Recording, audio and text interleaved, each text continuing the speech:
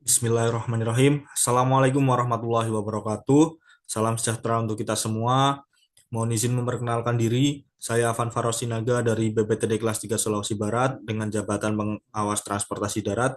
Saya merupakan peserta Latsar gelombang 1 angkatan 5 kelompok 2 di tahun 2025. Pada kesempatan kali ini izinkan saya untuk memaparkan hasil analisis isu aktual yang saya hadapi di lapangan beserta ide kreatif sebagai solusi yang dapat diterapkan. Sebelum itu, izinkan saya menjelaskan tentang uraian tugas saya sebagai pengawas transportasi darat di BPTD kelas 3 yang telah diatur pada KM nomor 139 tahun 2024 tentang peta jabatan dan uraian jenis kegiatan jabatan di lingkungan unit pelaksana teknis Direktorat Jenderal Perhubungan Darat. Yang pertama, menyusun rencana dan program pelaksana kegiatan pengawasan. Kedua, menyiapkan bahan dan alat kerja untuk pelaksana kegiatan pengawasan. Yang ketiga, melaksanakan kegiatan pengawasan.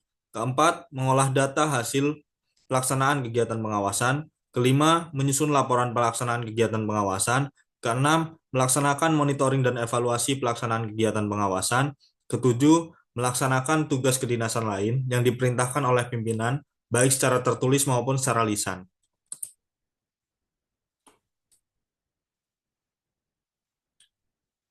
Berdasarkan isu-isu yang ada di BPTD kelas 3 Sulawesi Barat, terdapat tiga isu utama yang saya pilih.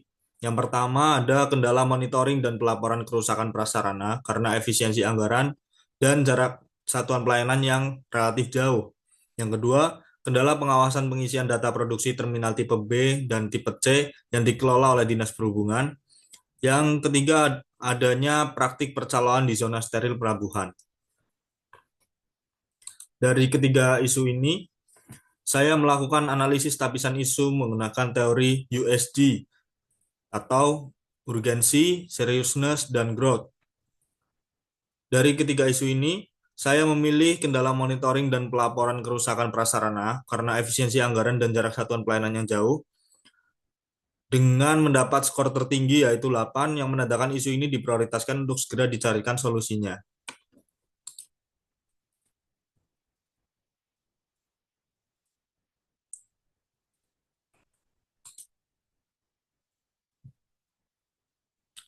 Berikut adalah analisis akar masalah menggunakan diagram fishbone. Dari sisi manusianya, jumlah petugas terbatas dan belum terbiasa menggunakan sistem digital.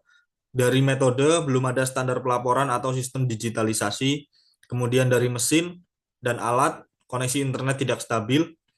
Kemudian dari lingkungan, jarak satuan pelayanan yang jauh dan cuaca yang tidak menentu. Kemudian dari sisi anggaran, keterbatasan dana, operasional, dan pengadaan. Dampaknya adalah menurunnya kualitas pelayanan publik karena kerusakan yang tidak segera ditangani. Sebagai solusi, saya mengusulkan digitalisasi sistem pelaporan kerusakan prasarana yang menggunakan QR Code yang terhubung ke Google Form. Petugas di lapangan atau pengunjung cukup memindai QR dan mengisi laporan lengkap dengan foto dan kondisi kerusakan. Laporan tersebut akan otomatis masuk ke Google Spreadsheet dan dapat dimonitoring secara langsung oleh pimpinan maupun oleh tim teknis. Sistem ini hemat biaya dan mudah digunakan dan bisa dijalankan walau dengan sumber daya yang terbatas. Adapun tahapan-tahapan implementasi yang akan dilaksanakan dalam 2 bulan. Pada bulan pertama fokus pada pembuatan sistem dan template, kemudian penyebaran QR code, sosialisasi dan uji coba di satu lokasi. Kemudian pada bulan kedua, sistem mulai diterapkan di seluruh satuan pelayanan, laporan akan dipantau setiap hari, prioritas perbaikan ditentukan, dan di akhir bulan akan dilakukan evaluasi menyeluruh untuk pengembangan lebih lanjut.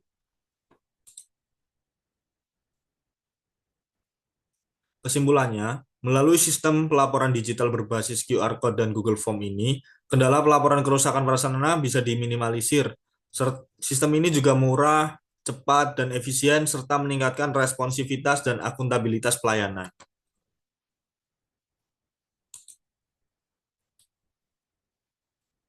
Demikian pemaparan saya. Semoga solusi ini dapat menjadi langkah awal menuju tata kelola pengawasan yang lebih cerdas dan terintegrasi.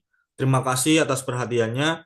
Wabillahi taufiq wal hidayah. Wassalamualaikum warahmatullahi wabarakatuh.